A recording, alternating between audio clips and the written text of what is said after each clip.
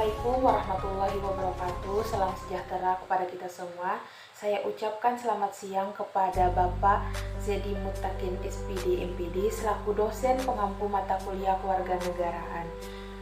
Terlebih dahulu, perkenalkan nama saya Munawara Putia, NIM C1B021072 dari kelas 2B Ilmu Tanah Fakultas Pertanian Universitas Mataram. Di sini saya ingin mempresentasikan hasil penugasan makalah saya yang diberikan oleh dosen pengampu kewarganegaraan Bapak Zedi Mutakin SPD MPD yang berjudul Negara dan Konstitusi. Baik, selanjutnya saya mencoba menjelaskan mengenai konsep dan urgensi dalam kehidupan berbangsa dan negara. Kata warga negara berasal dari bahasa Inggris yaitu citizen yang memiliki arti warga negara. Pengertian warga negara secara umum merupakan bagian dari penduduk suatu negara yang tinggal di wilayah hukum tertentu yang memiliki hak dan kewajiban sebagai bagian warga negara di negara tersebut.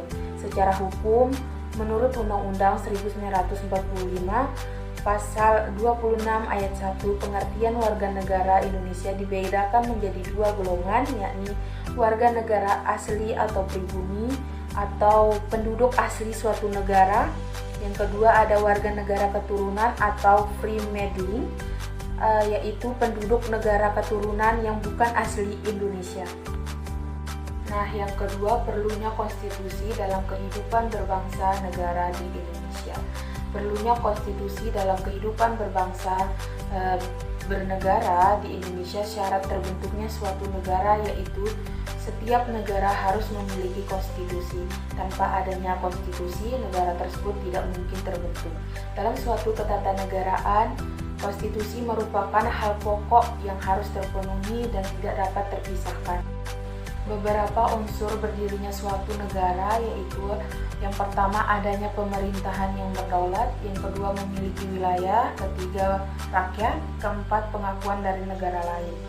Namun keempat unsur tersebut belum menjamin bahwa suatu negara apakah dapat menjalankan fungsi kenegaraannya dengan baik apabila negara tersebut belum memiliki konstitusi.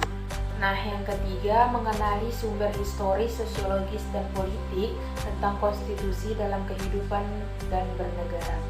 Secara historis, dalam sejarah kebangsaan Indonesia, berdirinya organisasi Budi Utomo pada tahun 1908 disepakati sebagai Hari Kebangkitan Nasional karena pada saat itulah negara Indonesia atau bangsa Indonesia mulai tumbuh kesadaran sebagai bangsa walaupun belum menamakan Indonesia. Setelah berdirinya Budi Utomo, berdirilah organisasi-organisasi pergerakan kebangsaan lain seperti Syarikat Islam, Muhammadiyah, Indis Separti, PSII, PKI, NU, dan organisasi lainnya yang bertujuan akhirnya ingin melepaskan diri dari penjajahan Belanda. Yang pada akhirnya Indonesia dapat merdeka pada tanggal 17 Agustus 1945. Yang keempat, ada membangun argumen tentang dinamika dan tantangan konstitusi dalam kehidupan berbangsa dan bernegara. Seiring berjalannya waktu, telah terjadi dinamika ketatanegaraan di Indonesia.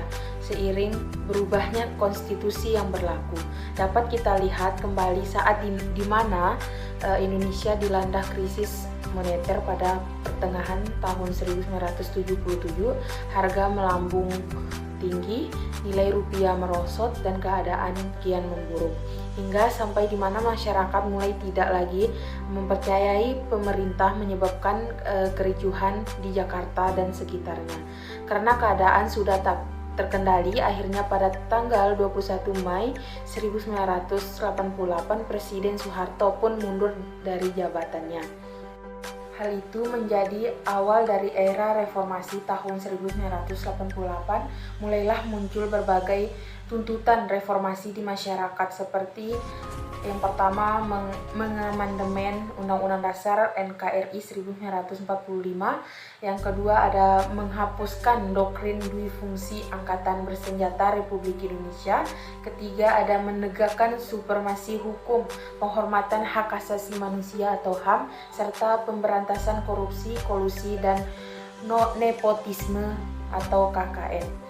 Yang keempat, melakukan desentralisasi dan hubungan yang adil antara pusat dan daerah. Yang kelima, ada mewujudkan kebebasan pers. Yang keenam, ada mewujudkan kehidupan demokrasi.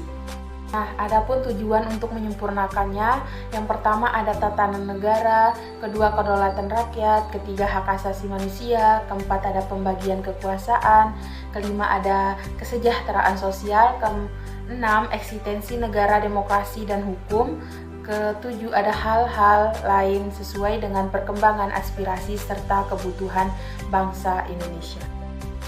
Nah, adapun poin kelima yaitu mendeskripsikan esensi dan urgensi konstitusi dalam kehidupan berbangsa negara. Konstitusi adalah seperangkat aturan atau hukum yang berisi ketentuan tentang bagaimana pemerintah diatur dan dijalankan. Poin pertama, ada konstitusi berfungsi sebagai landasan konstitusionalisme. Landasan konstitusionalisme adalah landasan berdasarkan konstitusi, baik konstitusi dalam arti luas maupun konstitusi dalam arti sempit. Nah, yang kedua ada konstitusi berfungsi untuk membatasi kekuasaan pemerintah sedemikian rupa sehingga penyelenggaraan kekuasaan tidak bersifat sewenang-wenang dengan harapan segala hak-hak warga negara terlindungi. Ketiga, ada konstitusi berfungsi A. Membatasi atau mengendalikan kekuasaan atau penguasa agar dan menjalankan kekuasaannya tidak sewenang-wenang terhadap rakyat. B. Ada memberi satu rangka dasar hukum bagi perubahan masyarakat yang dicita-citakan tahap berikutnya. Yang ke-C, dijadikan landasan penyelenggaraan negara menurut satu sistem ketatanegaraan yang dijunjung tinggi oleh semua warga negara. Ke-D, menjamin hak-hak asasi negara. Jadi kesimpulannya adalah konstitusi merupakan salah satu syarat terbentuknya suatu negara. Tanpa adanya konstitusi, negara tersebut tidak mungkin terbentuk. Di dalam sebuah konstitusi membuat banyak kepentingan seputar tatanan organisasi negara, hak asasi manusia, undang-undang dasar, dan lain sebagainya. Konstitusi juga memiliki kedudukan dan pengaruh sangat besar bagi suatu negara karena fungsinya dalam mengatur kekuasaan. Sekian yang bisa saya dapat sampaikan, lebih kurangnya mohon maaf. Wassalamualaikum warahmatullahi wabarakatuh.